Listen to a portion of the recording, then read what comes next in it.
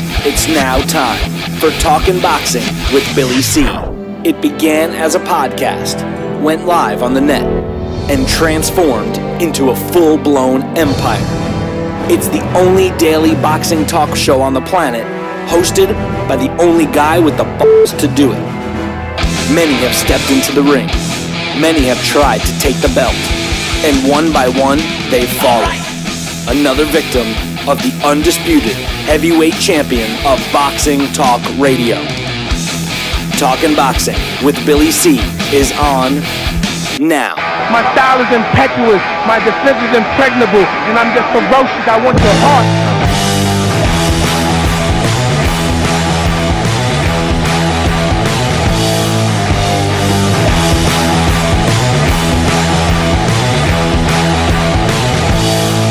Coming to you live from the Billy C Studios in Lake George, New York. I'm Bill Calogero, and it's time for the Billy C Show. Good morning, good day, good evening, whenever you're listening. I hope you're doing all right today. Today's show is being brought to us in part by Sal's Neighborhood Pizzeria and Italian Restaurant, located on beautiful St. Simon's Island in Georgia. Check out the website, www.salsneighborhoodpizzeria.com, or give my man a call, 912-268-2328, 912-268-2328. Find out why I go all the way to St. Simon's for an authentic Italian meal. And today's show is being brought to us in part by my book, Tom Molyneux, From Bondage to Baddest Man on the Planet, is available right now where all good books are sold. And you can get a copy while you're watching this show, right now, while you're watching this show. Yeah, while you're watching this show, whenever you're watching it or listening to it. Just visit barnesandnoble.com or amazon.com. Find out why I'm so adamant about getting Tom Molyneux's story told. Coming up a little bit later, we got Dax Khan will give us his thoughts and predictions on the three big fights that are scheduled for HBO this weekend in the small class, so it's flyweight and superfly. Got a lot of stuff to go over. We got an update on Triple G, Canelo. We got more jibber jabber from Wilder and Ortiz. You know, they both said we're not gonna talk smack anymore, but let me talk some more smack. You know, we got some fight results from last night. We got Lucas Brown talking some smack. He was never short of talking smack about his upcoming fight against Dillian White. Bunch of other news. We as promised, we'll give you some quotes on the Daniel Jacobs Suluki fight. As well as another heavyweight fraud in Jarrell Baby Miller. We'll get his some quotes from him. But first, we had a fight last night, and Jojo Diaz improved to 26-0 with 14 knockouts when he blew apart Victor Terrazas by knocking him out at 3 minutes of the third round. Terrazas drops to 38-5-2 with 21 knockouts, and he was a former world champion. Jojo Diaz, he's the real deal. He's been brought up the right way as far as I'm concerned. It did seem like they were, pretty much coddling him in the beginning.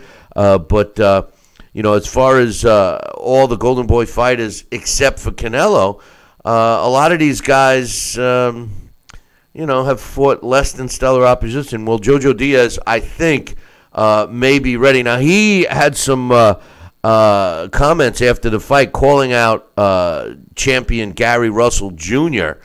Now, Gary Russell Jr. would be a great fight against Jojo Diaz, a big step up, not taking anything away from Terrazas, because Terrazas was a former world champion, but he was also in his late 30s. He's 35 years old, and after the fight, he says, I'm contemplating retirement. I'll talk to my family, blah, blah, blah. But after the fight, Jojo Diaz says, Gary Russell, you're next. I'm ready to have that world title around my waist, and once I defeat him, I'm going to give the fight fans what they want to see. Champions fight champions. We just talked about this yesterday, how every fighter says, I'm going to do what all the fight fans want. I'm going to fight the best, because to be the best, you got to fight the best. So I'm going to fight the best. And then yesterday we realized, after we said that all fighters say that once they get the belt, they don't fight the best. Joining me right now from St. Simon's to give me his thoughts, Sal Rocky Senecola. Sal, Jojo Diaz puts on a great performance last night, says when he fights Gary Russell and wins, he's going to give the fight fans what they want. The fighters fighting the best of the best of the best. What's your thoughts? Hey, that's what we talk about every day, man. That's it. That's when you challenge yourself. That's where you rise to the occasion. That's where the rubber meets the road, or however you want to put it, the blood on the walls, and you make it happen. And you prove it. You put your hands to the test, and your fists, and your attrition, your condition, your mentality, your mindset, and that's it. That's all we want. We want the best fighting the best, and may the better man win.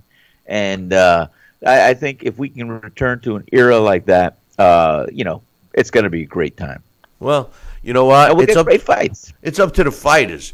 I saw this comment. I saw this comment on one of the things. I glanced through, and they're going, "Well, Bill, it's not the fighters' fault. The promoters and the managers decide who's going to fight." Again, these are young fans that just don't get it. At the end of the day, a fighter can go into his promoter's or manager's office and say, "Make this fight. I don't care. Make the fight." It's a scapegoat that the fighters have today that they did not have yesteryear. And I'm talking even before your time. Fighters, they fought what their managers and promoters said, but the managers and promoters were trying to make the big fights all the time, it seemed. Now it's the other way around. The fighters and promoters want the easiest fight. So the fighters, of course, they're going to be behind that and say, yeah, whatever my promoter says, I'm going to do. So hopefully Jojo Diaz comes through with what he's saying and will, force Golden Boy. Because remember, Golden Boy, this is the same promoter that made us wait too long for the Triple G fight. Made us wait too long for the announcement that we're even going to get the rematch. Come on. But anyway, as a co-main event, there was a bit of an upset. Christian Gonzalez, who had only been beaten one time, Chocolito's brother, lost to Ray Perez in a lightweight fight. It went to the distance. It was an 8-round fight, 79-73 twice, 78-74, all in favor of Ray Perez, who now is 22 wins, 9 losses, with 6 of his wins coming by knockout. And Chimpa Gonzalez drops the second fight of his career, 18-2, with 15 knockouts. And Sal, I think this is a great example of what I say all the time about, fight. And this is a good segue from what we were just talking about. Managers and promoters aren't helping their fighters by giving them easy fights all the time. They're not giving their fighters a chance to improve. Last night, this was a great example. There's a Ray Perez. You look at his record, and the lack of knowledge from even managers, but from fight fans and promotional companies that don't know who these opponents are, and they look at a record and they see a guy with 9 losses against 21 wins, and they're looking at their kid and they go, "Oh, this is going to be an easy fight." But yet those 9 losses against decent opposition, and Gonzalez 18 wins against not so great opposition. They're not helping their fighters, Sal. No, they're not, Bill. And that is a true testament about what we say.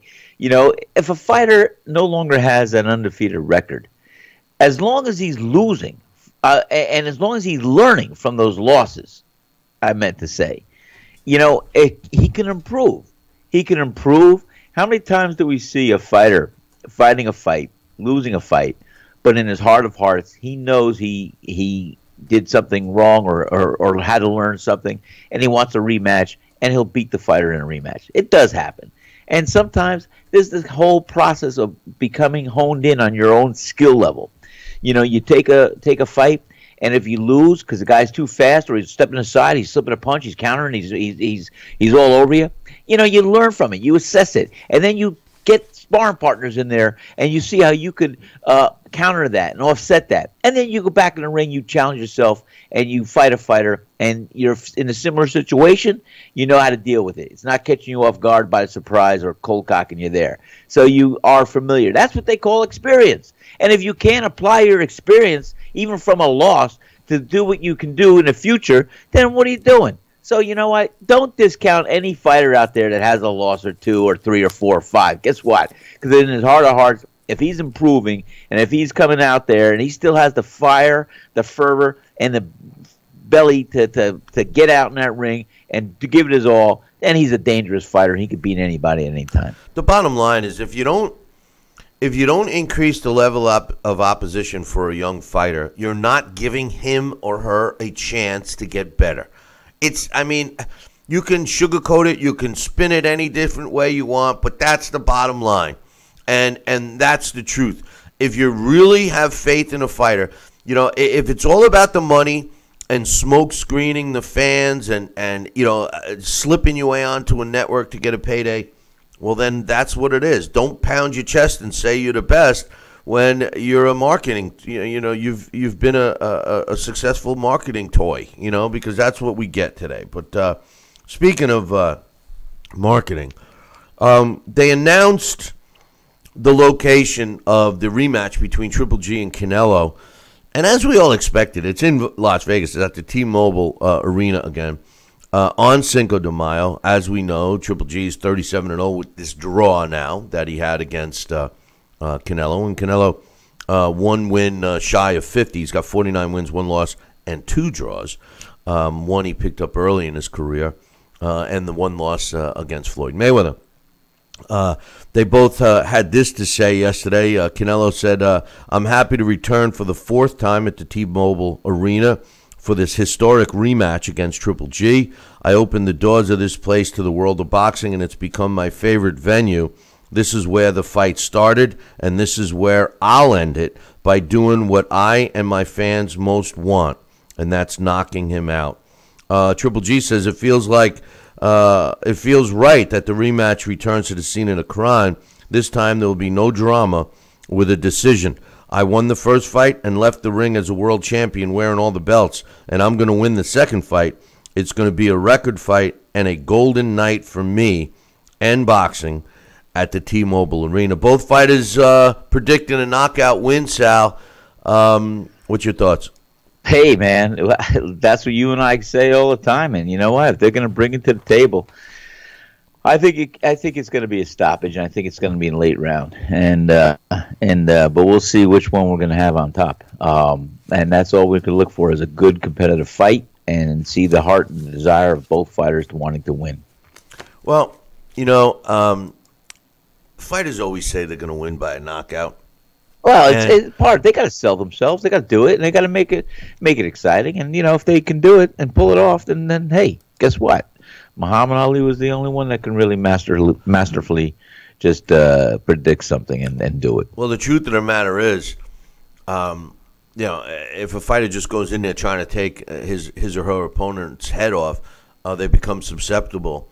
Bingo. And well, this is my point about your boy Deontay Wilder. But anyway, I say that a lot. But anyway, the truth of the matter is that they're both going to try to do what they want to do, and the first guy that makes the mistake could be knocked out. I wouldn't be surprised if it goes the distance again. I just feel that Triple G needs to knock out Canelo for a decisive win. And on the other hand, Canelo's got to knock out Triple G. I mean, to tell you the truth, this fight should end in a knockout. I mean, that's really what we need to happen, Sal.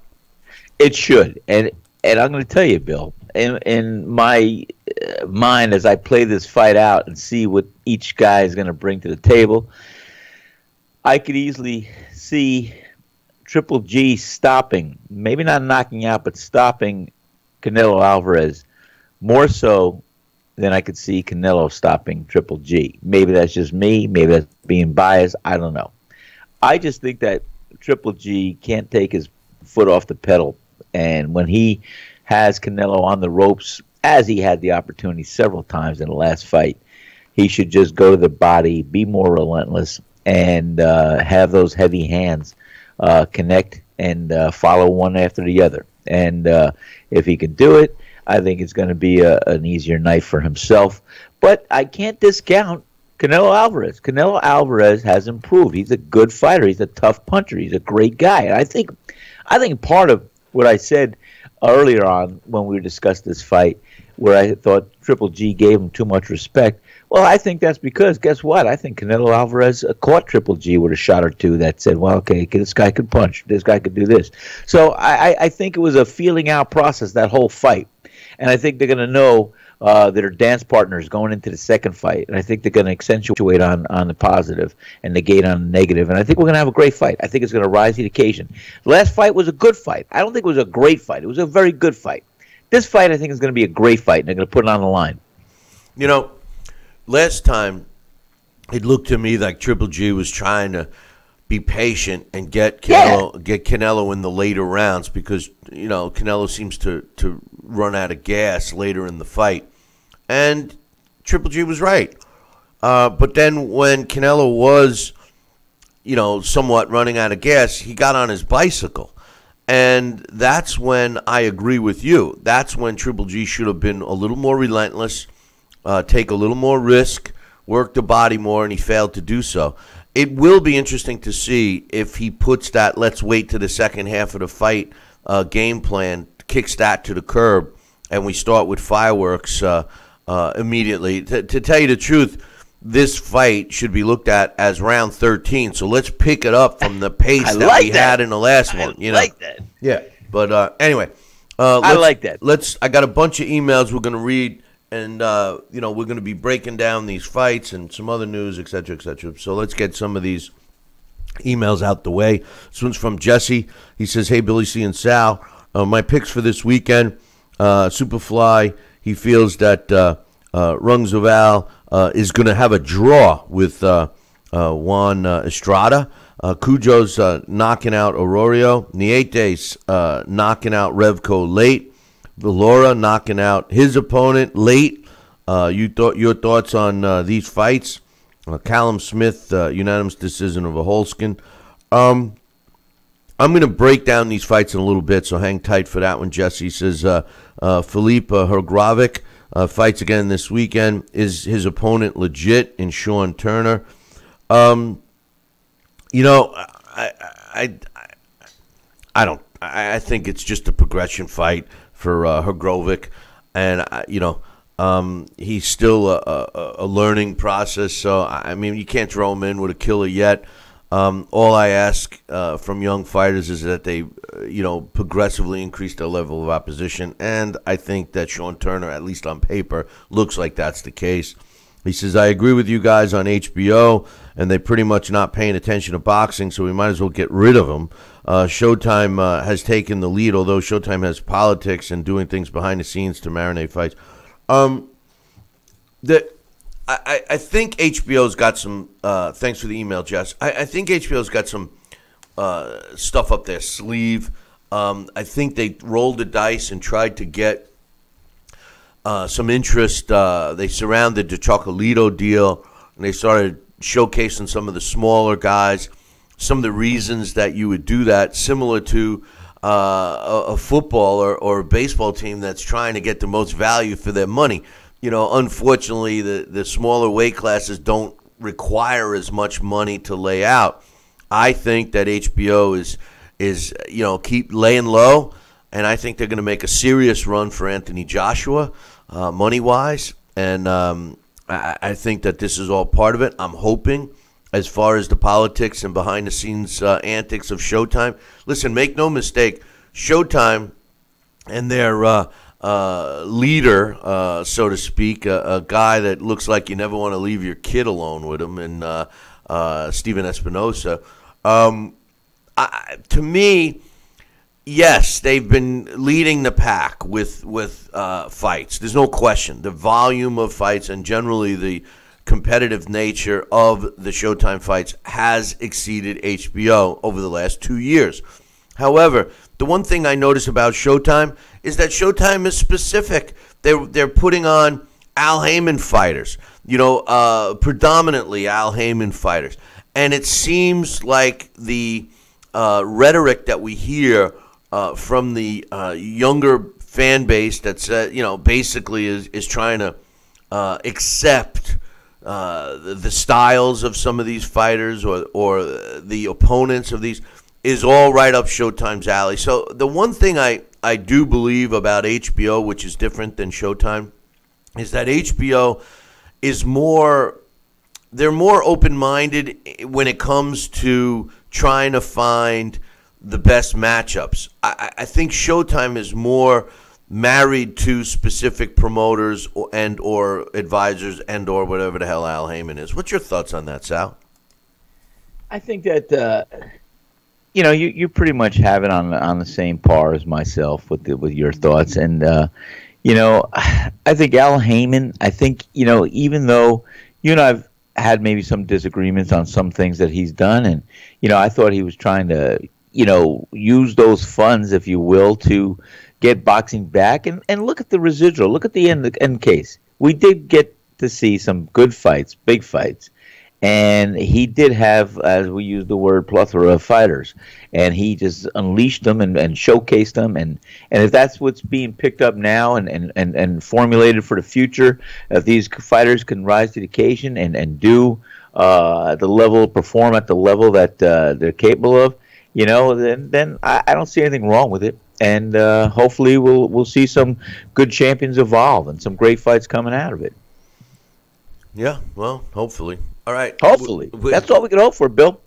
Challenging fighters, fighters challenging each other. That's all it's about, pal. I'd rather see them challenge themselves.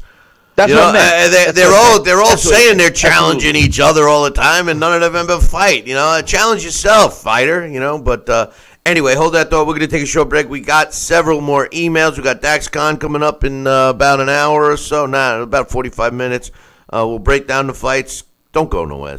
Billy C will be right back.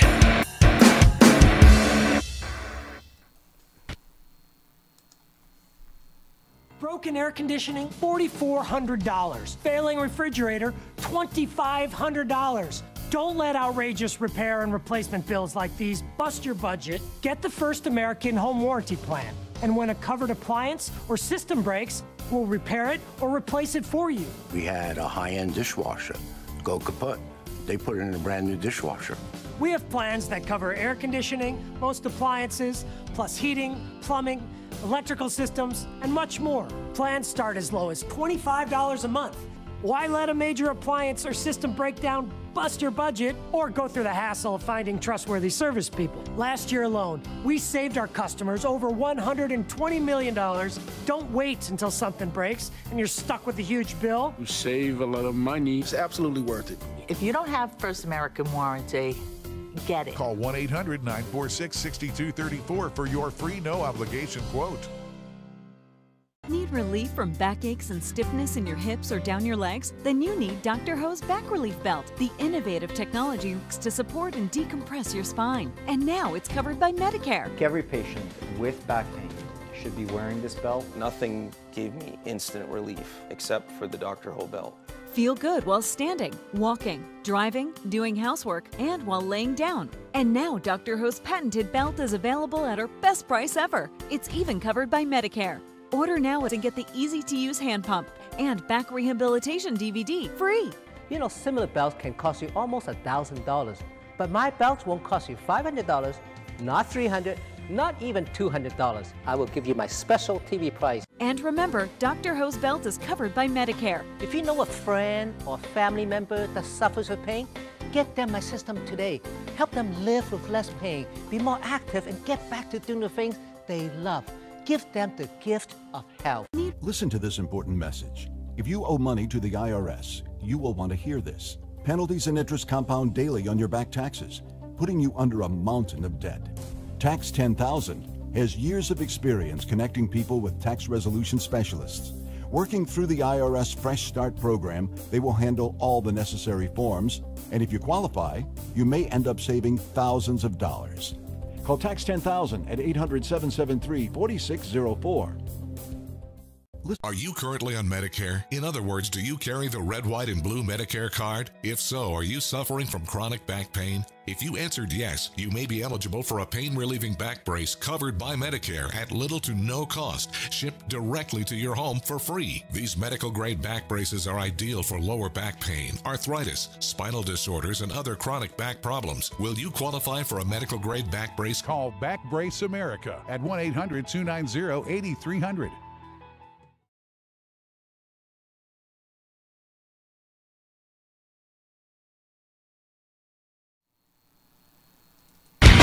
Check out BillyCBoxing.com now, or feel the wrath of the mighty mustache.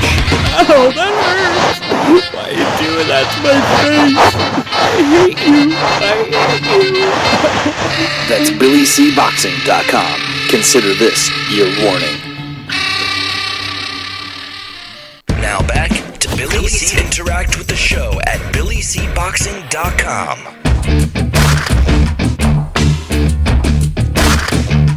And we're back. You're watching and listening to the Billy C. Show.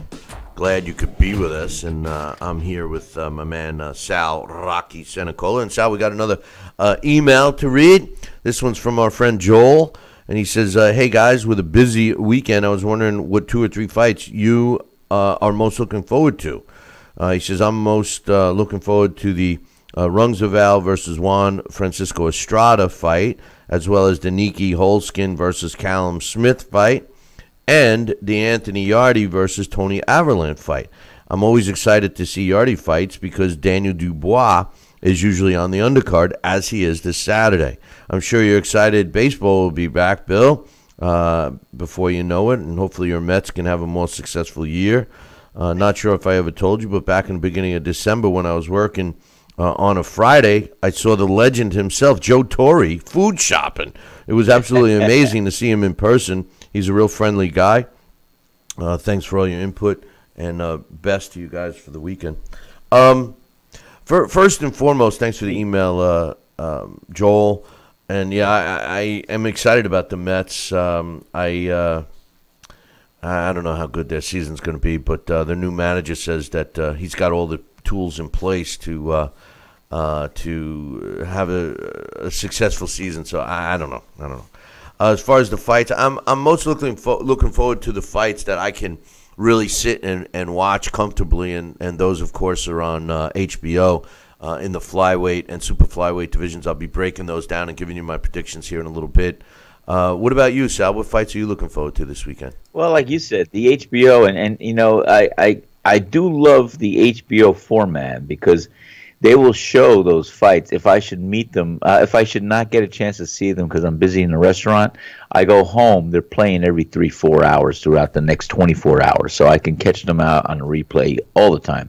Showtime does not avail that as easily. You can't find them on Showtime until maybe a day later for one more replay. So I'll look forward to all the HBO fights. I like watching them live, or yes, I do like watching them live. They have this new technology, Sal. They have this new technology, and it's called DVR. So you can actually record it, and then when you get home, watch it whenever you want instead of waiting around to see when they replay it. So maybe you should look into that. It came out not that long ago, probably a decade ago for you. So I know you still use the abacus to figure out how much flour and cheese you need to get. But I have a VCR player. What's that? VCR. I have a VCR. I have all these fights, all these great fights I used to tape on VCR, right? Me too. I got a ton of them. Yeah. All my fights are on VCR. Now what are you doing with them? Don Mosley Eunice, I think he DVD'd them. Yeah, well, all right, let's read another email. This one's from my man Johnston. He says, hey, guys, here's my picks for this weekend, both for the UK and Germany. Callum Smith must be one of the most unlucky fighters. He was on the verge of cementing a fight with Anthony Durrell in May of last year after their fight went to purse bids, but then it failed to materialize. The silver lining for the 27-year-old was his entry into the World Boxing Super Series with the possibility of finally getting a big name on his resume. Now, Brahma has pulled out with the flu, which means he faces an unknown fighter in Holskin. If he makes the final, and let's face it, he will still be the guy that hasn't really fought anybody significant by no fault of his own. The way Smith's luck is at the moment wouldn't surprise me if Groves has to pull out of the fight final due to an injury, paving the way for Smith to go on and win this tournament without fighting any top-level guys. It's a shame because he hasn't been able to really showcase his skills or gain any recognition. I truly believe he gives any of the current champions a run for their money. Smith is going to win this fight early by a knockout. He says, Billy, what's your thoughts on Callum Smith? Well, let me tell you, I think that he's an underrated fighter. He's ranked number 4 in the world by the computer. He's undefeated, 23-0 with 17 wins coming by knockout. He was fairly busy in 2016, and because of some points that Johnston just made now, he only fought the one fight in 2017, and that was against Sokolin, who was undefeated at the time. He won a 12-round decision. He's a former European and British BBC champion in the super middleweight division. He's 6'3". I mean, he's no small guy. When you look at his resume, he's got a couple of names on it that are that stepping stone level fighter that you need to fight. And because he beat them, it shows that he's a real fighter. The names that I'm referring to, Rocky Fielding. Rocky Fielding was a guy that we all had high hopes for, and he fought him when Rocky Fielding was 21-0 back in 2015 and knocked him out in the first round. So, I mean, he did what he was supposed to do. A lot of people thought that Rocky Fielding was the real deal, and Callum Smith took care of that. He also beat up Norbert Nispa. I can't even pronounce his last name. It's Nispapati, I think. And I apologize for murdering that, but stopped him. He was 21-3 when he fought him in 2016. He couldn't continue after the 6th round. He also beat Luke Blackledge. Luke Blackledge was a good fighter out of England and stopped him in 10 of a scheduled 12-round fight. So I think Callum Smith should definitely get more love than he's getting, Sal. What about you? Well, I think Callum Smith is a good solid fighter, and I'd like to see him challenge himself and see how he can rise to the occasion and beat these opponents that they're going to put in front of him. I think he's at that level now. He's got to put it up there and start beating some world class fighters more and more. So I think it's a good fight, and I'd like to see him win. I like him. Johnson goes on to say, Anthony Yarde, who's 14-0 with 13 knockouts, defends his WBO, European, and Intercontinental. It sounds like wrestling, the Intercontinental titles. But I remember when that first Intercontinental came out in the 80s or whatever. I'm like, what new division is this? Is this bigger than a world? Is this a half a world? Is it all the states? What makes it different from a world? Because the Continental is putting the continents together, no? And so, I mean, that's what I'm saying. There's too many damn belts. Go ahead. He says Anthony Yarde's putting those bogus belts on the line against Frenchman Tony Averlant, who's 26-9 with a couple of draws at York Hall. I always wanted to go to York Hall. I wish somebody that listens to this show. York Hall? That's not my call. No, York. I wish somebody that watches or listens to this show from England has the finances to bring us over. I want to do a show so bad in England. It's not funny. But anyway, he says, I can only see this going one way, and that's Yarde improving on his 93% knockout ratio with another early stoppage. One thing I will mention about Anthony Yarde, he's in the light heavyweight division. He's ranked number 14 in the world by the computer. He's got a win over the same guy I couldn't pronounce before against Callum Smith, Norbert Nimaspanti. Chris Hobbs, he had a win over, which was a young fighter coming up. He was derailed after the fight. But really, and his last fight was against an experienced fighter. But Tony Averlant, I'm very familiar with. Tony Averlant, a French fighter, fought one of my guys for a title. Actually was putting his title on. He's ranked number 50 in the world. Tony Averlant is a fighter that he can box. He can box. He's slick. He's a slick fighter. He's hard to hit. And if you come right at him, that's exactly what his strength is. He can tie you up and hold you and make a boring fight. The only thing is he always gets the nod in France, and this fight won't be in France. So I'm not so sure I disagree with Johnston Brown. I think Averlant should be able to be knocked out. I know Sean Miller rocked him pretty solidly when they fought, but Yeah, I agree with you there, Johnston. He says Daniel Dubois will no doubt pick up another knockout against D.L. Jones, who's 8-0 with a draw with no knockouts. The 36-year-old is only facing Triple D to give him rounds under his belt. Hopefully he can withstand the power of Dubois and take him into the third round for the first time in his career, but I think it'll be a second-round knockout for Dubois. He says Nathan Gorman, 11-0, 9 knockouts, also on the card against an unannounced challenger. There's no doubt Frank Warren is trying to showcase Gorman with Dubois on the same card for an inevitable clash between these two. He says, I also like to see two youngsters fighting each other early in their careers, but some pundits say it's too early. I don't think so. What do you guys think? Absolutely not. I think that that's the way. And even the guy that ends up losing the fight should learn something from it. Thanks for the email, Johnston. And taking a look real quick, I know I got to take a break here, Sal, but Daniel Dubois is 6-0 with 6 knockouts. His last fight was in September of last year.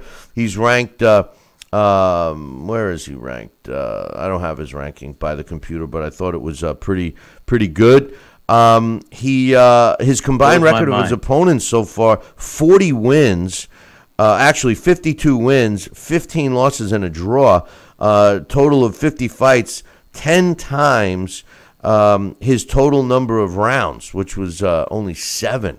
Actually, it's 9 now. He steps in with D.L. Jones.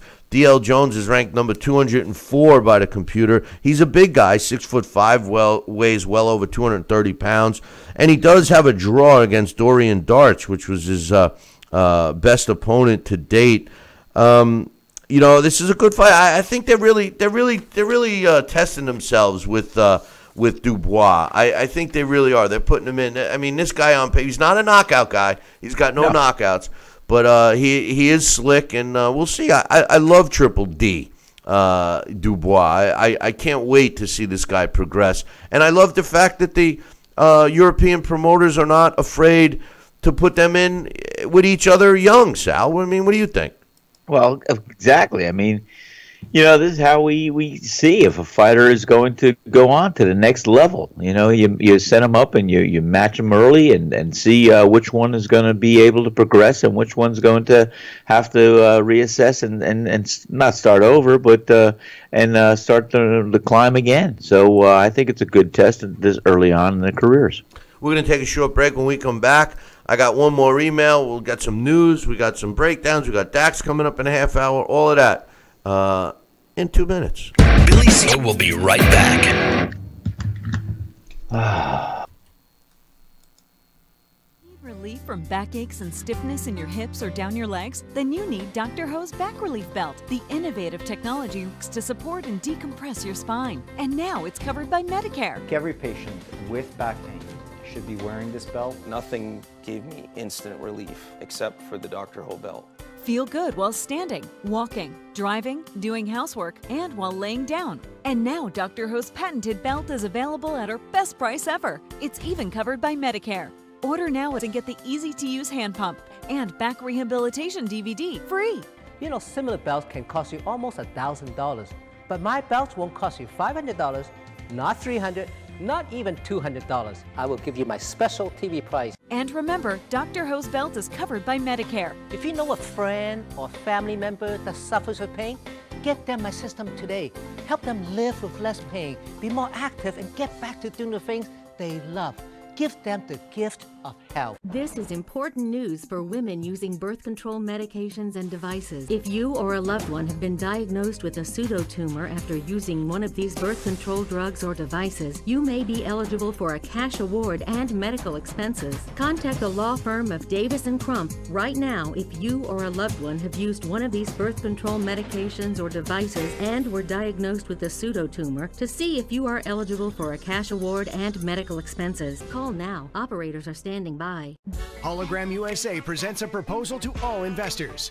Hologram USA is an innovative three-dimensional patented technology that shifted the paradigm in media technology. Our patented hologram technology that brought you Tupac and Coachella, Whitney Houston, Billie Holiday, and many more. is integrating live performances to bring your favorite past and present entertainers beyond your imagination. Invest in the patented technology before the banks scoop up all the stock. Invest in Hologram USA today. Hologram USA Flagship Theater, located on Hollywood Boulevard's Walk of Fame, is the first of many to come. Call now to be part of the explosive growth. Pick up the phone. Dial the number on your screen now. Invest in Hologram USA today. Call the number on your screen right now to learn about this investment opportunity. Call 800-624-1673. 800-624-1673. Are you currently on Medicare? In other words, do you carry the red, white, and blue Medicare card? If so, are you suffering from chronic back pain? If you answered yes, you may be eligible for a pain-relieving back brace covered by Medicare at little to no cost, shipped directly to your home for free. These medical-grade back braces are ideal for lower back pain, arthritis, spinal disorders, and other chronic back problems. Will you qualify for a medical-grade back brace? Call Back Brace America at 1-800-290-8300.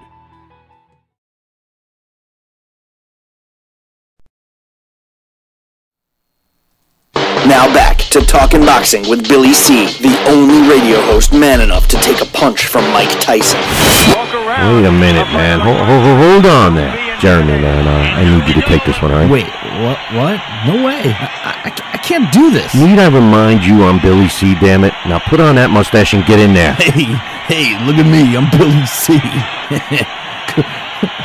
Crap.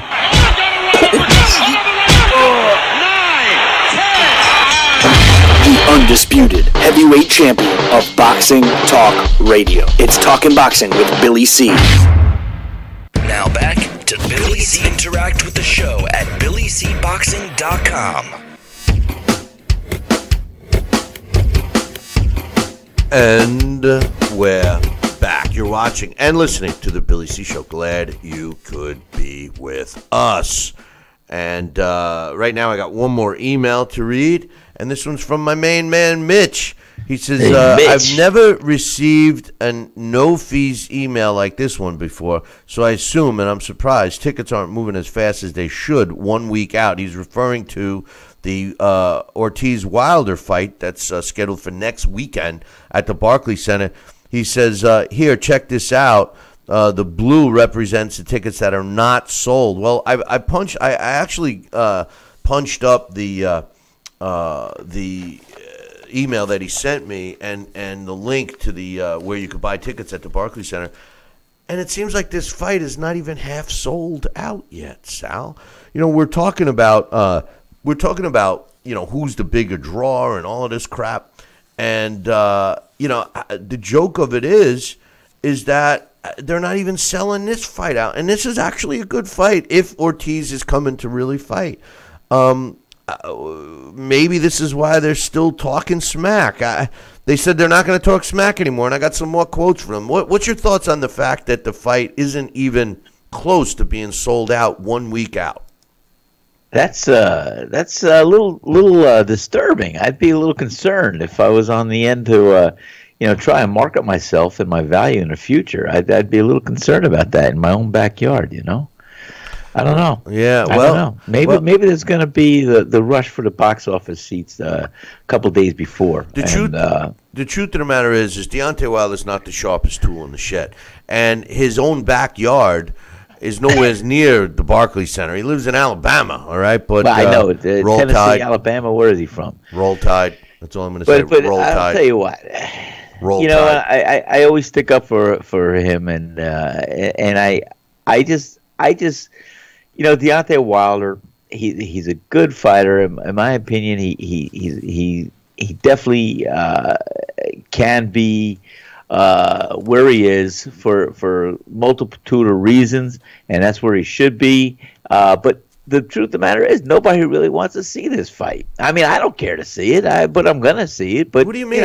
I want to see the fight. I just want to see Ortiz fight. I don't want to see him go in there and lay down. But listen, let me read you some quotes. Let me read you some quotes because we got a lot of stuff to cover here, and Dax is coming on in a few minutes. So Wilder says, and some of his statements here will emphasize what I mean by him not being the sharpest tool in the shed. He says, Ortiz He obviously never went to English class. He says, and I quote, this is Deontay Wilder, Ortiz has never faced nobody with my caliber. I think what he means to say is Ortiz has never faced anyone anybody up to my caliber, anybody or at his level, or with my caliber. But it almost sounds like he's referring to a gun. But anyway, he says Ortiz ain't never faced nobody with the intensity, the mindset, and I have the mindset that I have, or the natural killer instinct I have. All that S, ending with a T, goes out the window when you get in the ring with a real one. I don't care about all that. That ain't nothing. There is nothing that a man's going to do to touch me where he's going to hurt me. I'm going to walk through all that. I'm telling you, that's nothing. I've seen his style many, many, many times before. I fought it coming up in the amateurs. He's had like 30 amateur fights. I've got a lot of Cuban friends, which they're all fighters, Deontay. I know their style. Trust me, I can't wait. That's why I do my talking. I talk so I can do my walk. Anybody else on the outside of the ring can't talk the talk because they're not going to be able to do the walk, and that is like the Green Mile. His trainers, his promoters, his people around him are not going to be able to walk the Green Mile. Luis Ortiz is going to be the only person that's going to be able to have to suffer the consequences, and the more they talk, the more punishment that's going to come to him. Everything intensifies my anticipation of knocking his head off. Just keep talking. What? All I'm going to say is, what? What'd you say, Deontay? I mean, he's the one doing the talking. He's the one that's, what do you think of his quote? Bill, you're going to not like what I have to say. I mean, the guy's not supposed to be a learned, polished English rattler, but he's getting his message across. He's articulating at least what he wants to. So out of that gibberish, what message did he send? Tell me what you read out of that. No, what I got from it was he wants to step up, do what he says, and say what he does, and he wants to make sure that he's going to go in that ring and he's going to dismantle Ortiz and show everybody that he's the real deal. That's the assessment I get. Wait a minute, but what he's doing all the rhetoric. He's the one that hasn't fought anybody. He's the one that hasn't fought anybody, Sal. He hasn't fought anybody. What's he talking about? He doesn't have it on his resume. He can't say that I beat a guy like Klitschko, like Anthony Joshua says. He can't say it. The best guy on his resume is Berman Stavern. We all saw that fat bastard take a dive. Come on. I mean, let's be real. Like the one of the greatest coaches in football, Bill Parcells. His quote makes sense in this aspect. You're as good as your record is. You're only as good as your record is. And his record looks good. But when you look at the people on it, he has no business talking this crap. He has no business talking. And he's the guy talking. He's the one that's shooting up. He's the one that's trying to demand respect and get people, get people to listen to him. When all he's got to do is take care of business and knock out a guy that's relevant in the heavyweight division, which he's yet to do. All right, Ortiz, he says, I'm not going to talk, but he says, I'm ready to go. We're ready to go this week if we had to. As far as for the fight and for Wilder, I got no comments. None of this talk bothers me. He can talk all he wants. Deontay's trying to convince himself it's going to be a hell of a fight and somebody's going to hit the canvas, which I don't like that statement. Somebody's going to hit the canvas. Somebody's going to hit the canvas. Yeah. What I'd like to have, he's going to hit the canvas. What I'd like to have, right? I would have liked to have heard him say he's going to hit the canvas. But anyway, he says while he keeps hyping himself and trying to believe in himself, it's going to be a bad night for him. He's talking about PEDs. I've taken 7 tests this month and 7 blood and 7 urine tests for VADA and for the New York State Athletic Commission. So obviously there's no test that's going to come up failing. I believe what Ortiz says here. I don't know if Ortiz is going to really fight or not, but I do believe one thing. I believe that all this hype and BS that spills out of Deontay Wilder's mouth is to help him convince himself. This is a guy that, if he's not as dumb as he sounds with the way he speaks, then he must know that he hasn't fought any quality opponents yet. He must know that deep down. So maybe this is a form of motivation for him, Sal. Yes, and I agree with you there. And you know what? To his credit, I see Deontay Wilder. I mean, Ortiz is going to be too slow, too stagnant. I see Deontay Wilder using this and putting on a decent display. Unless Ortiz catches him early and shocks him and stuns him and hurts him. I think Deontay Wilder's style is going to have a field day with Ortiz. Well, you know what? I think he's going to have Deontay Wilder's pumping himself up. Yes, he's getting himself and psyching himself up. He's going to do it. But I think Deontay Wilder, in his heart of hearts, is going to go out there and he feels he's going to just dismantle and show this guy and stop him. Well, I got news for you.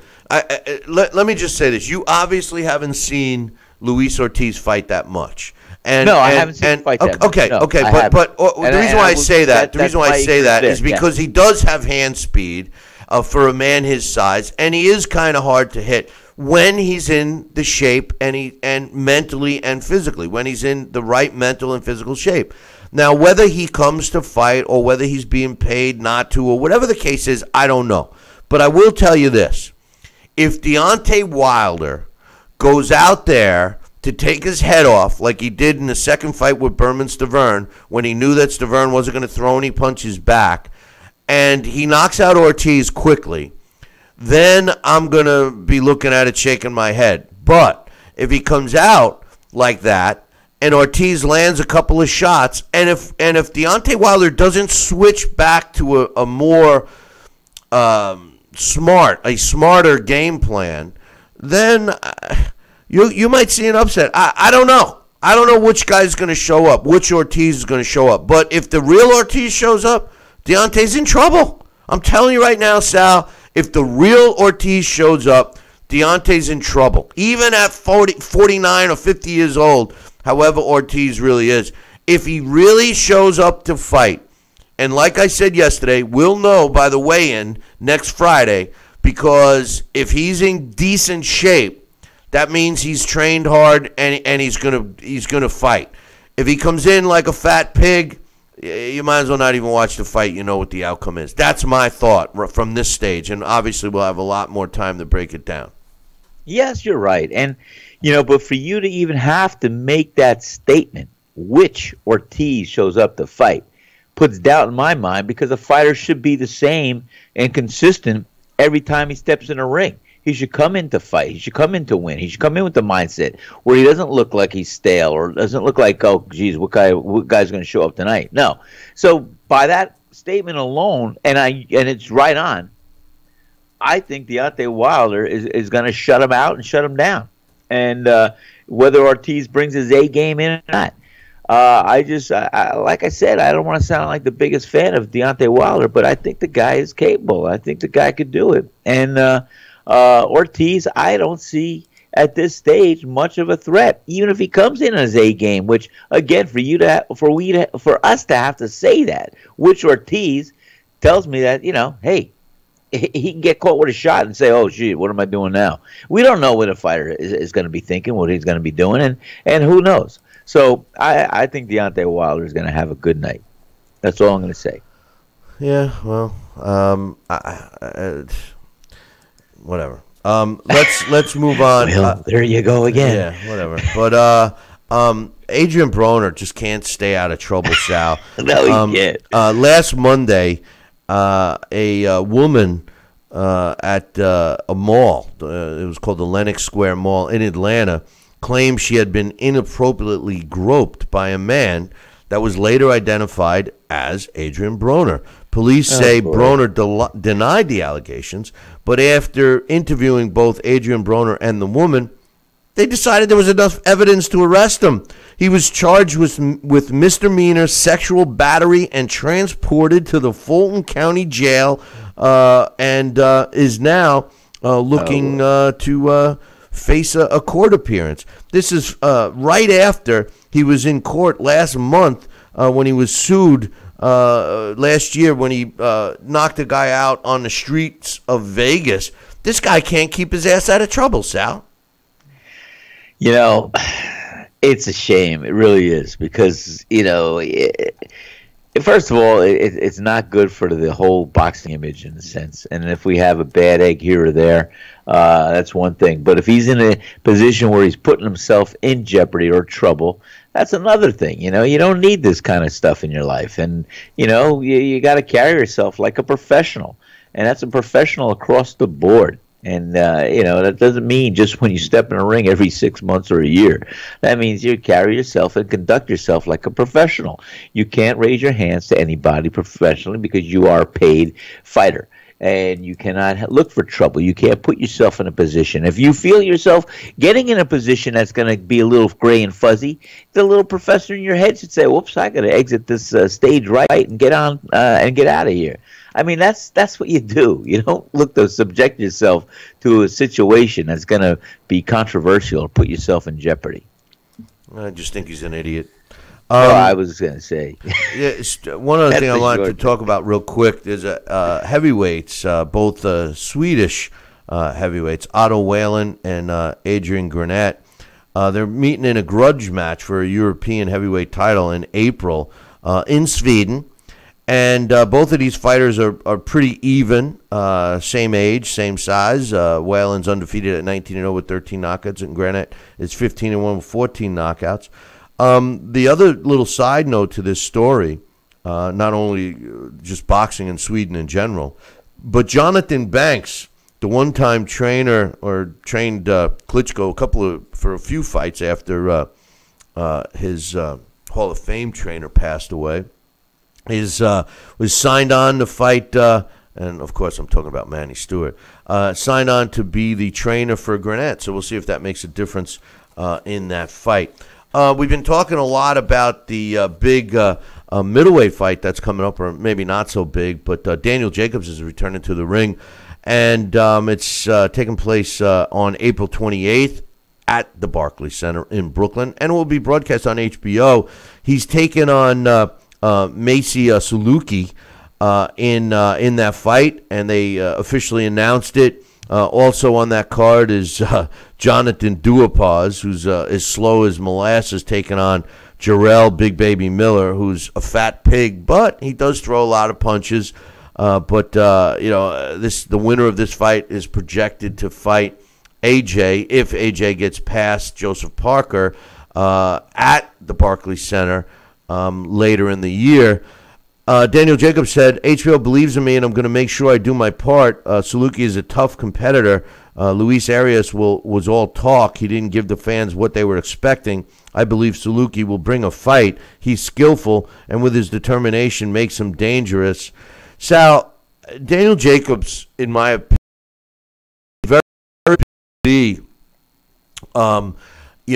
assuming that for assumption purposes, if you say Triple G and Canelo are the top two middleweights in the world, you could make a pretty strong argument that Daniel Jacobs is number 3, or tied with Billy Joe Saunders at number 3.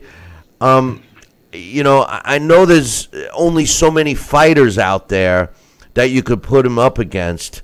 What's your thoughts of him fighting Suluki?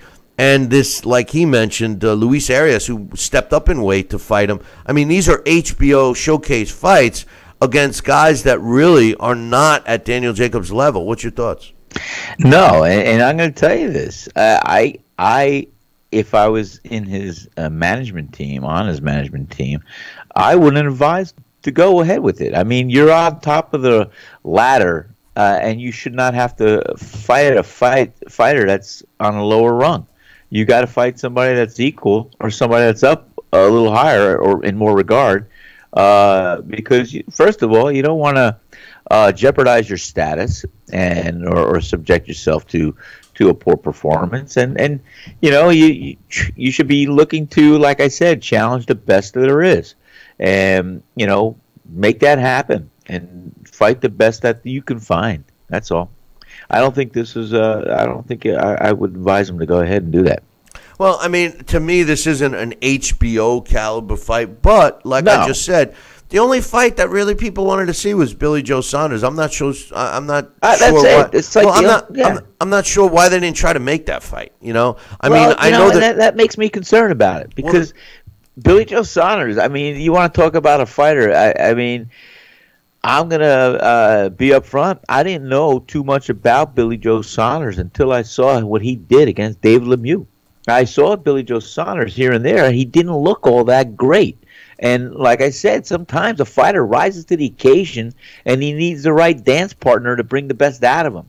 And the Billy Joe Saunders I saw in previous fights was not the Billy Joe Saunders I saw destroy and almost humiliate Dave Lemieux. And, so for whatever he rose to the occasion, he just put it on that night and put it all together. And I think that's the kind of fighter we're going to see when he faces the kind of competition and the world names that we know of next time out. So maybe there's something there they don't want to deal with. I don't know. And he's a big guy for his weight class. The guy's huge. Well, the guy that, my man Papa just said in the Facebook simulcast, how about Charlo? I mean, Charlo's a big guy, too. I'd love to see Charlo fight Danny Jacobs. But, of course, Charlo's with Al Heyman, and you only see him fight guys that are way smaller than him, et cetera, et cetera. You don't see. That's a good fight. It's a great fight. It would be a great fight. But Saluki said, I need to win this fight, and I know I will win this fight. You see, that's when you have a guy that's saying those types of sentences in that way, the confidence level, that's what you want. When you hear a fighter that's saying, well, the best man's going to win that night, or somebody's going down, somebody's going knocked out. That's not good. I'm going to do my best. I'm going in there. I'm going to try my hardest. I mean, that's not a good sign, But he says, I need to win this fight. Everyone will know my name after this. Luis Arias was a clown who only talked. He was scared of Danny Jacobs. I'm not. I'm a Polish warrior, and you'll see that in a really big war. A lot of these Polish fighters are warriors, but they take way too much punishment. As far as Miller against Duhaupas, Jarrell Miller says, being big is a privilege. Don't hate on it. He's referring to people like me who say he's a fat bastard. He says, I have the biggest punch output in the division, so Anthony Joshua and Deontay Wilder can't walk me down. Come April 28th, the French fry is going to get cooked. Duhaupas says, Jarrell is a great talent, dangerous fighter, but this is a huge chance for me, and I'm not going to let it slip by. I don't know. Johann Duhaupas is too slow. I think that's the biggest trouble there. But I like Charlo against if we can't see Danny Jacobs fight Billy Joe Saunders, I like Charlo. I like that fight, Sal, to tell you the truth. Yeah, I agree with you. I think it's a great fight, and I would love to see that. They're both big guys for the weight class, and I think it would be a great style matchup, and I think it would be an explosive fight. We'd see a real good exchange there. I like that. One other thing I wanted to mention before we take a break here is the former WBA champion who was stripped, heavyweight champion who was stripped because of testing positive, Lucas Brown. After he served his time, so to speak, his suspension, he's back in the mix. He's training, and he's getting ready for a fight that's taking place at the end of March between Dillian Whyte. Now, Dillian Whyte is a name that we've been hearing a lot, and one of the reasons we hear his name a lot is because Deontay Wilder did not want to fight him. Dillian Whyte, I think Deontay could have beaten, and I think it would have been a great name on Deontay Wilder's resume. But instead, he did not take the fight, and Brown did. And Dillian Whyte is 22-1, his only loss at the hands of Anthony Joshua. Brown is still undefeated, 25-0 with 22 knockouts.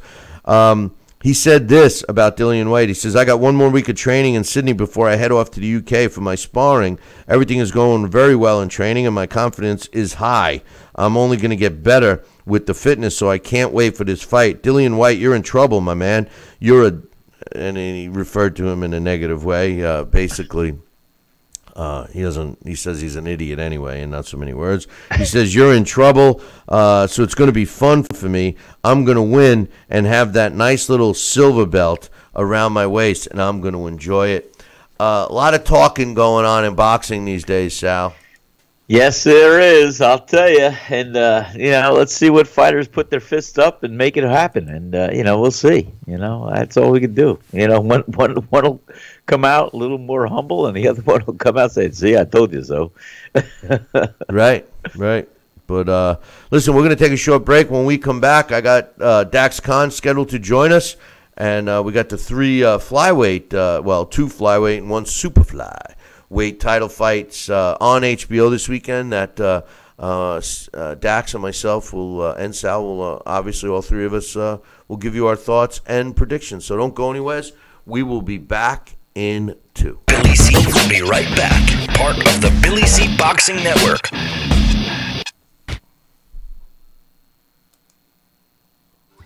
Snacking has never been this exciting. At Graze.com, we combine wholesome ingredients with the flavors we all love to create over 100 exciting snacks, like these.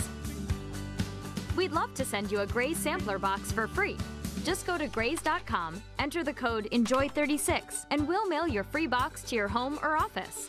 Join thousands of Grazers already in love with our exciting snacks. So come to Graze.com for your first box free. Need relief from backaches and stiffness in your hips or down your legs? Then you need Dr. Ho's Back Relief Belt. The innovative technology works to support and decompress your spine. And now it's covered by Medicare. Every patient with back pain should be wearing this belt. Nothing gave me instant relief except for the Dr. Ho belt. Feel good while standing, walking, driving, doing housework, and while laying down. And now Dr. Ho's patented belt is available at our best price ever. It's even covered by Medicare. Order now and get the easy-to-use hand pump and back rehabilitation DVD free. Similar belts can cost you almost $1,000, but my belts won't cost you $500, not $300, not even $200. I will give you my special TV price. And remember, Dr. Ho's belt is covered by Medicare. If you know a friend or family member that suffers with pain, get them my system today. Help them live with less pain, be more active, and get back to doing the things they love. Give them the gift of health. Listen to this important message. If you owe money to the IRS, you will want to hear this. Penalties and interest compound daily on your back taxes, putting you under a mountain of debt. Tax 10,000 has years of experience connecting people with tax resolution specialists. Working through the IRS Fresh Start program, they will handle all the necessary forms, and if you qualify, you may end up saving thousands of dollars. Call Tax 10,000 at 800-773-4604. Endless pools are an incredible alternative to traditional pools, making it easy and inexpensive to swim at home. Exercise year-round against a smooth current set to your desired pace and temperature. With our new underwater treadmill, you can walk or run without stressing your joints. Endless pools are simple to install and even simpler to maintain. The water stays crystal clear with almost no chlorine. Call for your free idea kit and experience the freedom of swimming at home.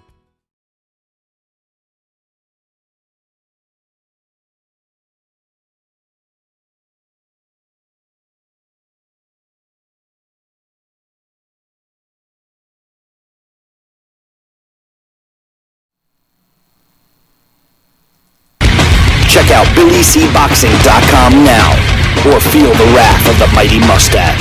Oh, that hurts! Why are you doing that to my face? I hate you.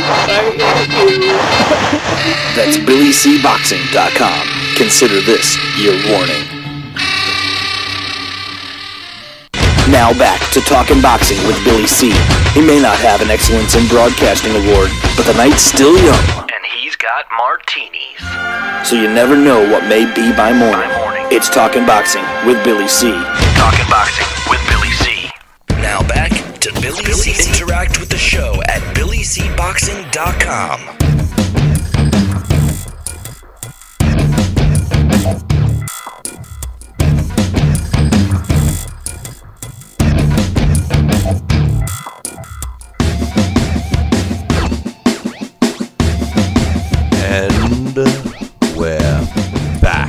watching and listening to the Billy C Show. Glad you could be with us. And joining us right now is my man Dax Khan. Good morning, Dax. Morning. How's everybody? Good. How you doing, my man? Doing well, thank you. Got some fights this weekend. We'll talk about the 3 big fights on HBO right now. Which one you want to start with? It's Superfly 2. I mean, I'm excited about the whole card. I mean, Bill, the first one was, phenomenal.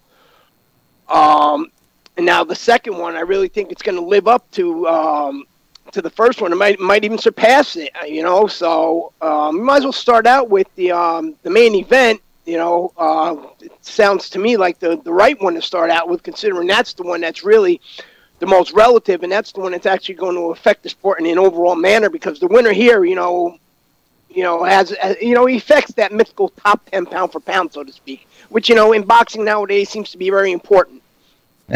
Yeah, you're right. What's your thoughts on the fight? Well, the main, it's a WBC super flyweight bout. This title has been the most active title in all of boxing over the last few years. In 2013, Rungvisai, a lot of people don't, in the U.S. at least, they don't understand that, he had this title originally. He won that in the 9th round stoppage over Hirofumi Mukai. And then after some circa 1940s, 1950s type style, he has about 5 or 6 non-title fights. He faces Carlos Cudras in May of 2014. They go to war for 7 rounds. Cudras suffers a bad cut due to that physical style of Rungvisai. Goes to the scorecards. He gets the title. Cudras defends that belt 6 times in 2 years. Where does that happen in boxing nowadays? A champion defends a belt 6 times in 2 years. He loses that war with Roman Gonzalez in 2016, which might have been, the indication that was the downfall of Roman Gonzalez, because Gonzalez really struggled. February 2017, when Gonzalez loses to Rungvisai, we know the rest from there. They have the rematch. Rungvisai wins sensational 1-punch knockout. Rungvisai, he's 44, 4-1, 40 knockouts, 31 years old. He averages about 6 fights a year. He also averages about 6 rounds a year. I think 2011 he fought about 10 times. Despite being a 2-time title holder, though, he's only made 1 successful defense of that belt, and that was in the rematch against Gonzalez on the Superfly card. And the pros on him is he's a product of those small venues in Thailand, where the rules are a bit more relaxed, shall we say. He's not a refined boxer, but he's a veteran. And he uses those veteran tactics effectively. He doesn't get the prettiest wins, but he does. He's a straightforward fighter who uses pressure and raw physical strength on the inside. He wears his opponents down. Even Cudras, who's a very strong fighter, had a lot of problems with him, and we've seen what he did to Roman Gonzalez.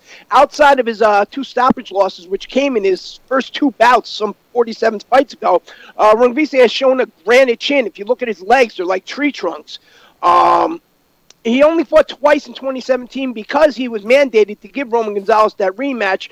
And, the cons on him is he's had a limited amount of high-profile opponents. Mukai, who we won the first title from, Cudras, who we lost to, and then, of course, Gonzalez. Now, Ron Francisco Estrada, there's a guy on the other side who's really special. He's kind of that forgotten guy in that mix of due to Roman Gonzalez and Cudras and a few of the other guys who've been pushed more. Estrada's an intelligent boxer who can fight well on the inside and on the outside. More importantly, he knows when to stand his ground and when to back off.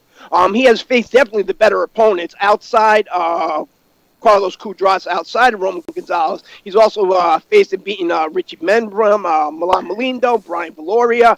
And in this fight, what I think is, the question marks on Estrada. Both his losses, Bill, Sal, we talk about how guys, they have losses on paper, but do they really have losses? Estrada gets his first loss in 2011 against Juan Carlos Sanchez Jr. He gets an early knockdown, he gets up, he scores a knockdown, but it's an 8-round fight, and Estrada had been fighting 10 and 12-round fights for about 5 or 6 years, 5 or 6 bouts by then. Same thing with Roman Gonzalez. When he lost to Roman Gonzalez, Estrada had been fighting at 112 and even 118 pounds for 27 professional fights. All of a sudden now, after 6 times in 12 months where Estrada had been fighting at 112 pounds, he drops down to 107 pounds, he weight drains himself, and he loses to Roman Gonzalez. This is going to boil down to style. The contrast of styles between Roman Gonzalez and Carlos Cudras, who Rungvisai has a win and a loss against, is totally different than what we're going to see from the style of Estrada. Estrada is going to know when to stay in. He's going to know when to come out. He's going to outbox Rungvisai. He's going to make Rungvisai look slow. And unless he gets caught early, which has only been his only weakness in his career, I see him definitely outboxing Rungvisai, making him follow Rungvisai around.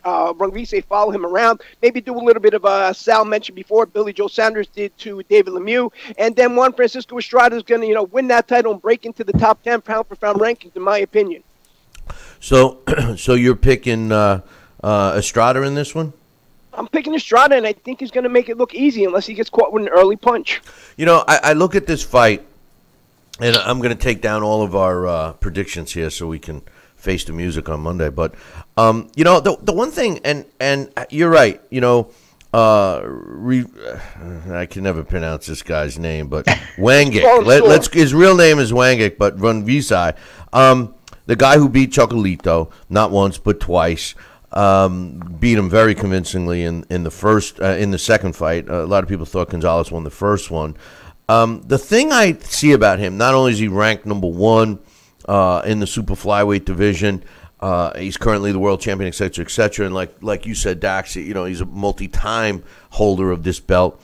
He does have some losses in which he lost the belt, but the big difference here, and it was evident when he fought Roman Gonzalez, was the issue of size. Now, I know these weight classes are only determined by a few pounds. A good, healthy visit to a bathroom can make you go from one weight class to the other, or if you go and sit down and have a healthy meal at Sal's, you jump up a weight class. But the truth of the matter is it obviously showed a difference, at least in my eyes, in the Gonzalez fights. And I think that a very similar situation is happening with Juan Francisco Estrada. Juan Francisco Estrada, like you mentioned, did weight drain himself when he contended for the junior flyweight championship against the aforementioned Gonzalez.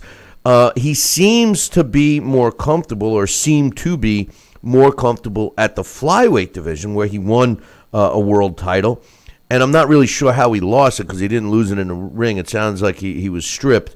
So once again, he's moving up now, or his last fight against Carlos Cudras, I believe, was a super flyweight. So now that's probably what it was. I forgot that he moved up in weight.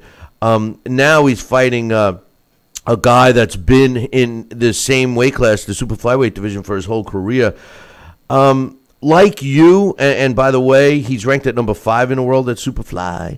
Like you, I'm picking Estrada, and the reason I'm picking Estrada is really for what you said early on when you started talking about Juan Francisco Estrada.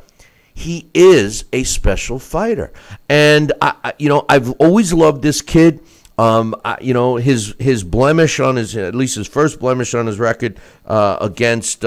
For the title when he lost to Gonzalez. He lost to Juan Carlos Sanchez first back in 2011. I think that youth might play a part in this fight, guys. I really do. I mean, Runsgaval won the 2 fights against Gonzalez, but it wasn't like he won them easily. Well, the second fight was more easy, but I mean, he's got some miles on him. I'm going with the younger kid in this fight. I believe that he's going to win. He does have an arm reach advantage, but I don't think it's going to come into play. I believe that Estrada is going to win the fight. Sal, what do you think?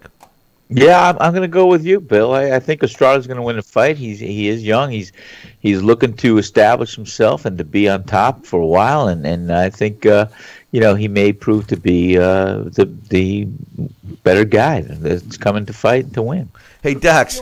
Why isn't Rungzaval getting any love, man? I mean, this guy dismantled Gonzalez, right? I mean, all 3 of us are going with the other side, and it's like I don't know why. Like, I don't even know why myself I'm picking Estrada. I just think he's more well-rounded. Here's a guy in Rungzaval that's done nothing but prove us wrong, and once again, the 3 of us are all going against him. And guess what? We might be proven wrong again. We might be, but again, something. 2 things that are important. Number 1, Estrada is bigger than Rungvisai. He not only is he an inch taller, but he has almost a 3-inch reach advantage, which he uses well. The other thing is that The average amount of rounds for Rungvisai, like I said, he's averaged about 6 fights a year, but he's also averages about 6 rounds a year. He's only been the distance twice, I believe, past 8 rounds, and that was in the first Gonzalez fight and one other time earlier on in his career. And Juan Francisco Estrada, if you see, and he's beaten, the names as I mentioned, the upper tier, and he gets his wins late in the fights, just like Kudras, where he was having a hard time early. And Kudras is a strong fighter who applies a lot more pressure and is a lot quicker than Rungvisai. And then later on in the fight, what happens, Estrada adjusts, he shows his power, and he actually drops Kudras later on in the fight. And understand this much as well, Juan Francisco Estrada has fought as high as bantamweight.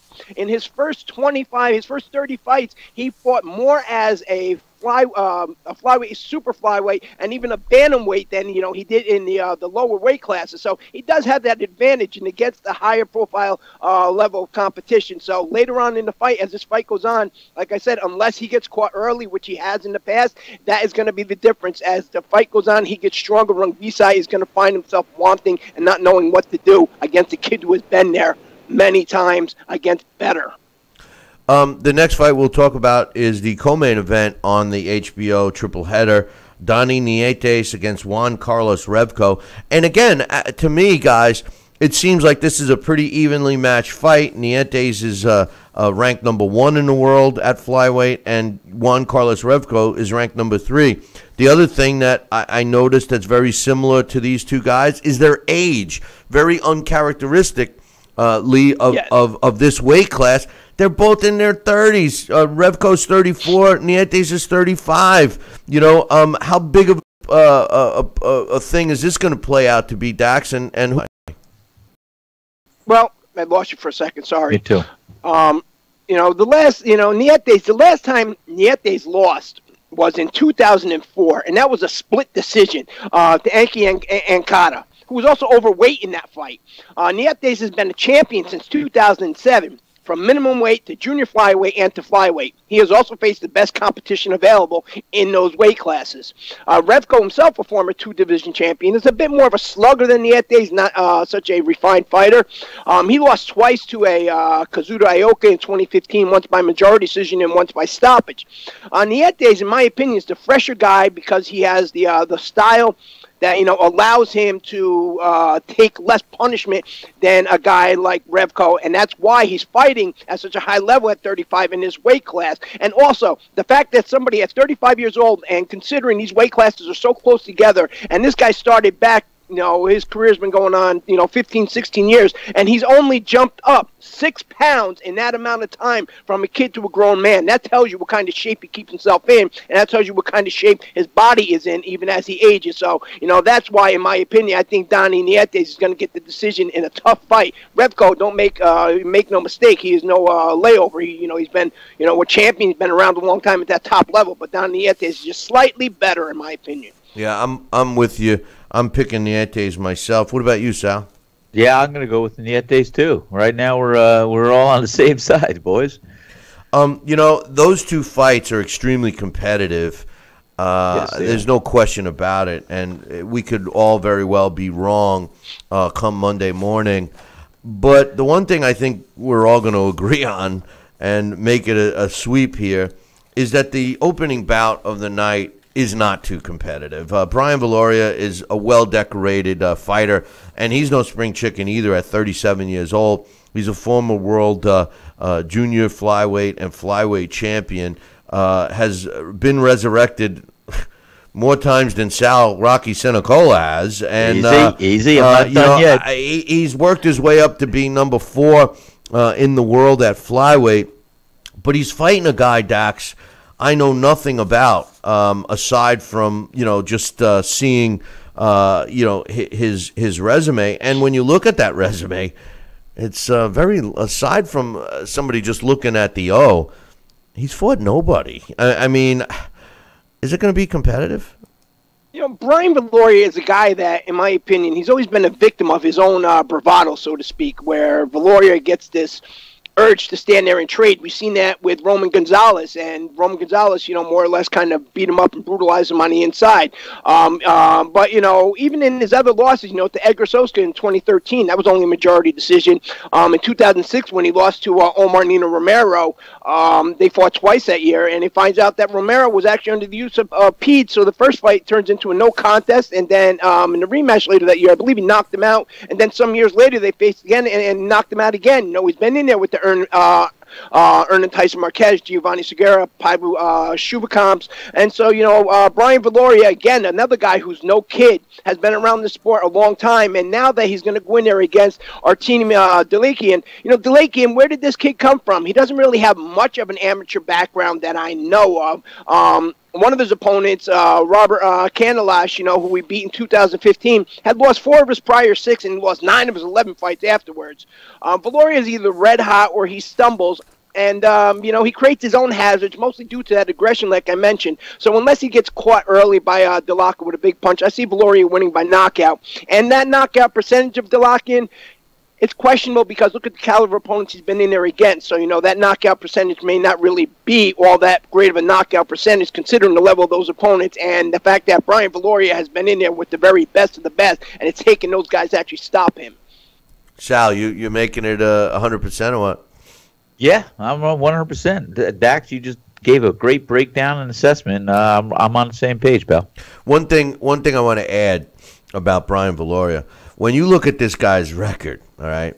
Now, one of my favorite fighters in this, and I know Dax, you're probably, you know what, maybe you will agree with me, but Giovanni Segura, when he was, especially when he fought Brian Valoria, I mean, this guy, what an exciting fight that was, and like you had mentioned, some of the other names, Solisi's got a win over, Segura's got a win over. He did get stopped by Carlos Tamara. He also lost to Gonzalez and Juan Francisco Estrada, who's fighting on this card as well. But the Herman Tyson Marquez fight, that was another big one. I mean, he's been in there, like you said, with the toughest guys in these weight classes. It's just proving that his longevity is there. I mean, there's no question about it, and I think we're going to be treated to an exciting weekend of the little guys, so to speak. But hey, Dax, why we got you on the what? Did you want to add one more thing about the fight? Well, even the Kudras versus Royal fight is a great fight. No, I know. No, I know. I focused on the fights that were going to be televised. That's not going to be on. That's not going to be televised, right? The Kudras? That should be televised. I don't see why it's not, because the winner of that fight is going to fight. The winner of that fight is in line to fight the winner of Estrada and Rungvisai. Well, are they showing 4 fights or just 3? More than I think they're going to show all 4 fights. Oh, I didn't know that. I thought that according to my printout here is that it's a triple header, that they're showing the 3 title fights. They showed 4 on Superfly, so I don't see why they won't on Superfly 2. Again, things seem to change, by the night, so we'll have to see on that day. But considering that is an eliminator, just like Juan Francisco Estrada and Carlos Kudras was an eliminator on Superfly, and they showed that, I don't see why they wouldn't be showing this fight. But we never know. As you know, this is boxing. It's the networks. We never know. Yeah, this is true. Hey, Dax, I wanted to get your thoughts. We've been talking a lot this week about Deontay Wilder and the Luis Ortiz fight, and today more quotes, more trash talk. We also know that the ticket sales aren't going that well. We also learned that Eddie Hearn, and I know you're with me on this, that he's kind of the best promoter in boxing worldwide right now. He's not afraid to do what promoters are supposed to do, and I think it's brilliant that he's bringing Anthony Joshua to the Barclays Center over the summer, late summer. What's your thoughts on the smack talk that Deontay's saying, putting himself on that pedestal, which he's been criticized by both Hall of Fame fighters like your guy, Lennox Lewis, and of course, one of my favorites, Mike Tyson, have both laughed at his comments, saying he's the best that the heavyweight division has ever seen. Is Ortiz going to come to fight? Are we going to see Deontay? But the bottom line is this. Is Ortiz going to come to fight? are we going to see Deontay show us something against a real fighter, or is this going to be, and I hate to say it, another one of these Stavern, let me grab the money and go on vacation type fights? You know, I believe Deontay Wilder is going to come and, try and put on his best performance. As for Luis Ortiz, I don't know. With what his mindset is, considering all the troubles he's had over the years, how long he's had to wait to actually get a champion, whether or not it was Wilder, whether or not it was Klitschko, whether or not it was Joshua or somebody like that into the ring. And then, his most recent problems with the PED slash blood pressure medicine, I don't know where his head is. His last couple of fights, he didn't look very fast. He looked very slow. He looked very plodding. If that guy goes in there against Deontay Wilder, it should be an easy night for Deontay Wilder. So I'm not really sure, where, it's really a mystery on which version of Luis Ortiz shows up. If Luis Ortiz shows up to fight and then he shows up in shape, then it'd be an interesting fight and a lot of questions to be answered on Deontay Wilder. As far as Deontay Wilder and his trash talk, it's, again, he's a guy that I think he's realizing, I'm more or less being force-fed down the throats of people, and I don't like, and I've said this on the show before, I don't like the way I'm being promoted and handled and presented by my promoter and my advisor. I think Deontay Wilder wants to be taken seriously. I think Deontay Wilder wants to be more than what the fans are starting to bill him as, the PBC champion. So it's a tough spot for Deontay Wilder, and he's not the only one in the sport, as we know. Joseph Parker last week was here, and they asked Joseph Parker his opinion about his upcoming fight with Anthony Joshua, where Joseph Parker had made a comment called Anthony Joshua juicehead, steroid abuser, and they asked him, does he really believe that? And he said no. He goes, sometimes you feel obligated to say certain things to help sell the fight. And he had called me a pie head, and he said, like a little kid, the first thing popped into my mind because his big muscles, I called him a juice head. So he goes, it's not that really I believe that. It's just, something I was on the spot to say, and you had to say something because if I didn't say anything, I'd look kind of like an idiot in front of the camera. And I think that's the case with Deontay Wilder. So we'll see what happens with that. No matter what, even if he does look sensational against Luis Ortiz, he has to step up and he has to take the Anthony Joshua fight or the Joseph Parker fight, depending on whoever wins, without declaring these terms and without saying anything else other than, I want the contract, we'll fight where I got to, or else he's never going to get anywhere past where he is right now. Dax, Sal and I have been talking all week about, and we had Larry chime in as well, about the fact that Deontay Wilder has not been really advised in the proper manner, especially over this fight with Anthony Joshua that could have been made. He was demanding more money, etc., and the facts are the facts. I mean, this man has not made $2 million. I don't know what he's making for Luis Ortiz. Hopefully it's $2 million or more. But the facts are the facts. If he would have fought Anthony Joshua, he makes $7 million at least when all is said and done, and he gets a rematch as long as the first fight is exciting, where he's going to probably make more than that.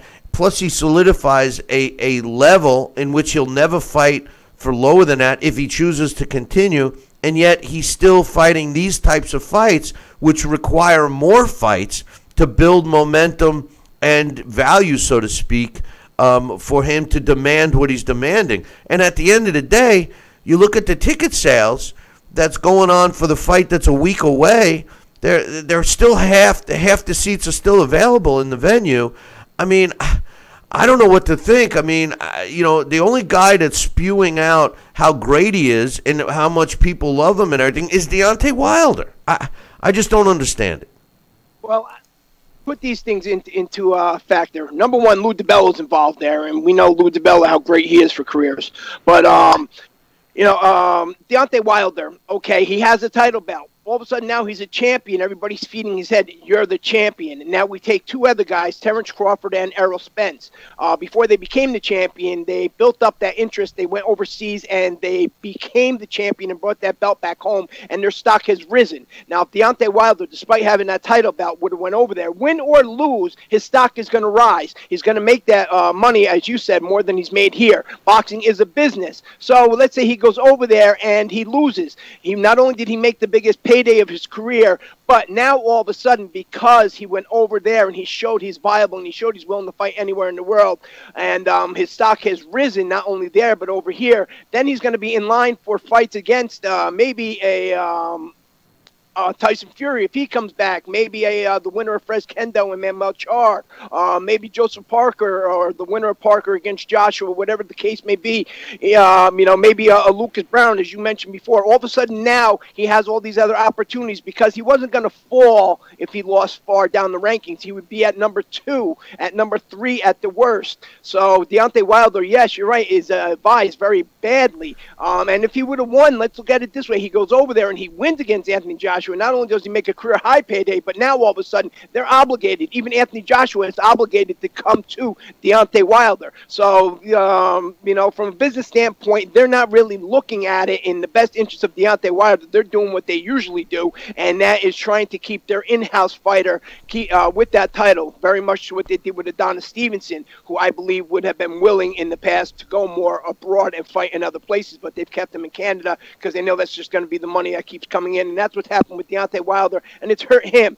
Terrence Crawford, different promoter. He insisted to go overseas. Same thing with Errol Spence, who has the same advisor as Deontay Wilder. He insisted I go overseas, and I'm going to take that title from Kell Brook because I'm going to come back, and there's another one of your fighters here under the same banner that I want to take his title. So Deontay Wilder need to be a little more vocal, but again, maybe he just maybe that's not in him as a person, maybe he just doesn't understand, or maybe he's afraid that they are going to move on to these other names that are more viable, like a Spence, and say, you know what, you got yourself the belt, we brought you as far as you can, these guys are more marketable in the long run. It just doesn't make sense, Sal, because, if he goes over like that, if the same scenario Dak said we've talked about many times. We've talked about it, and it doesn't make sense when you think about it. If you put your hat on that his advisors are on, and you go over to England, and like Dax just said, and just like we've said, even if you lose, you come back and you're making more money fighting the same slugs that you're fighting. I mean, like he could make the same amount of money fighting Ortiz or Stavern or anything else if he had went over and fought that fight. But instead, he's not making that money. And the road to make that money is being prolonged. And it doesn't make sense to me that the greed factor with the advisors around him aren't recognizing that. Even if they see that he doesn't possess the talent that he thinks he does. The money factor would be the driving force. There's a lot of instances here, Sal, that just make no sense to me. Put this, even if he went over and fought Dillian White and he won and knocked Dillian White out in sensational fashion, I believe that would actually put him more or less in that driver's seat and actually gotten Anthony Joshua over here because the U.S. fans want to see Anthony Joshua, number one. Number two, Deontay Wilder now beat the guy that they said he had to fight in order to get the Anthony Joshua fight. So all around, that would have even, put him in a better position there, and it would have been a win-win for everybody, including Anthony Joshua, Deontay Wilder. It would have been a win-win for everybody if he'd have went over there. But you're not going to get this worldwide adornment that you want if you're not willing to go around and fight around the world. A world champion's a world champion. Vladimir Klitschko, that's why, he was on top for 10 years. You hated him. He was dull. He was boring to a lot of people. And most of the times, he was, but you know what? He was a world champion. He fought everywhere in the world, same as Lennox Lewis. And that's what makes you special and sets you apart from everybody else. And that will bring in the money. And you don't have to worry, your advisors, your promoters, your managers, whoever's around you, your cousin Sal, whoever's sitting there telling you good news, bad news, whatever the point is, you can go anywhere and all of a sudden become that draw and you're the A side no matter what. Dax, enjoy the fights this weekend, and we'll be looking forward to you Monday, my man. All right, everybody, have a good day. Take care, Dax. That's Dax Khan, breaking down the fights like only he does. But I'll tell you, he's a world of knowledge. Back to my question to you. Yeah. The truth of the matter is it doesn't make sense to me about the direction that Deontay Wilder's advisors or managers, promoters, whatever you want to call them, are leading him. If it truly is about the money, then all of the reasons we've been giving this week and the ones that Dax just talked about now, which we've talked about, just doesn't make sense. Even if you say, okay, they know that this guy is not the real deal, blah, blah, blah, the money factor, I mean, something's missing. Something doesn't match up. Do you see what I'm talking about? Billy, do I see what you're talking about? Pal, I'm on the same side. Let me tell you something. When he was offered $7 million plus the residual or what comes from the gross of the purchase pay-per-view events here in the United States. I mean, look at it mathematically. Obviously, more so than his team. He's getting $7 million, as you pointed out. The guy's never fought for more than $2 million, and if he's fought that much. And how many times a year does he fight? 2, 3 times, maybe 3 times tops, 2 times maybe on average. You get $7 million plus a couple more from pay-per-view. You get close to $10 million. That might as well be a couple of years of your career. Number one. Number two, you got a rematch clause. And number three, there was no reason in the world for him not to go through with that kind of fight, with that kind of money in mind. And like you suggest, I think he has been poorly advised. And because this is the fight that everybody wanted to see, everybody still wants to see. It doesn't have to marinate. And he's not going to be worth more next week than he was last week. Not if he can't sell out. Well, but this is what's becoming more evident. And as you said, this is going to be more fodder for Anthony Joshua to throw back at him. Like, hey, man, you can't even sell out your backyard against a title defense, and you want to claim you want more than $7 million when I bring you over here and I feed you that money. So I mean, kudos to Anthony Joshua. His marketability and his drawing power supersedes Deontay Wilder by a ton, and it's going to show in the gate. So the bottom line is Anthony Joshua had the right idea and gave Deontay Wilder what I think would have been a more than fair percentage and payday for them to fight. And with the rematch clause, I mean, the guy was set to make up to $20 million in 2 fights. And, where is he going to do that here in his backyard with the kind of fighters he's fighting? Not going to happen. No. The only thing that I could see them prolonging this, and if it's not about the money, which we all know it is about the money, all right? I know. The only thing is if they're trying to get his record to a point where, he gets to that 49-0, which is a significant because he's heavyweight, and he breaks that record. Maybe they feel that, that's more valuable to them to fight, 10 more slugs to get to 50-0. That's the only, when I try to think of every single angle of why they haven't taken that fight, especially when Deontay comes out in public and says he wants them, it just makes no sense. It really doesn't. And the only part that you could say is the record or the O, which is both kind of parallel. So I don't know. It makes no sense. I mean, obviously, Anthony Joshua is a much, like you just said, is a much more marketable fighter.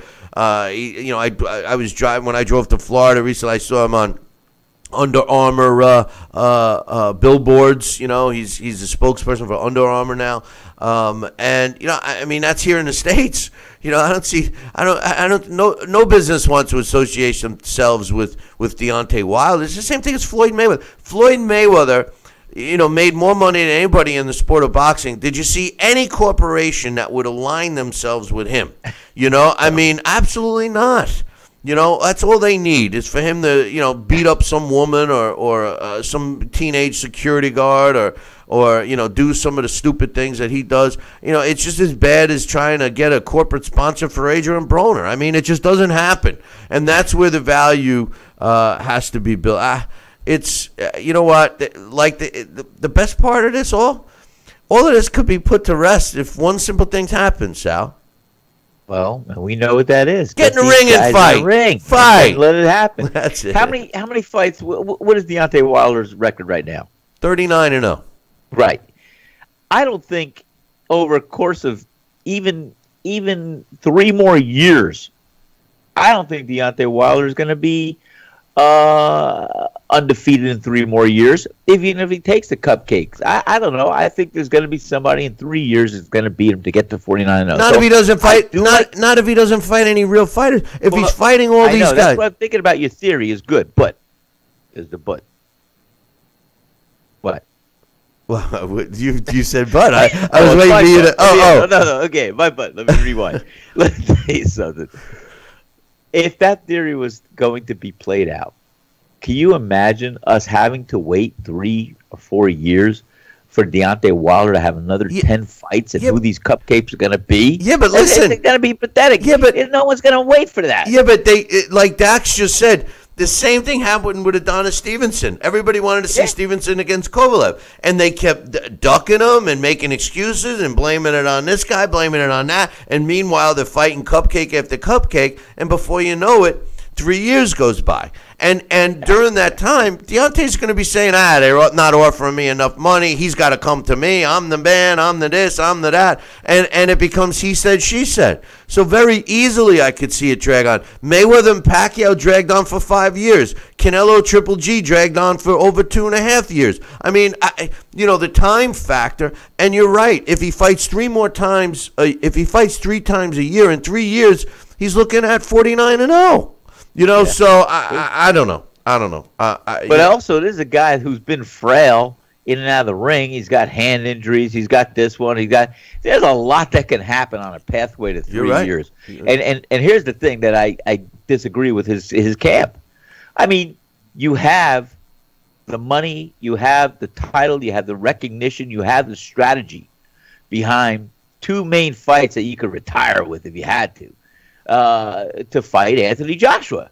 But the thing you're going to dance around and be a viable champion 3 years from now and still go in the pursuit of a record that has never been broken, that's a long shot. I bet the Vegas odds would bet that doesn't happen. I don't know.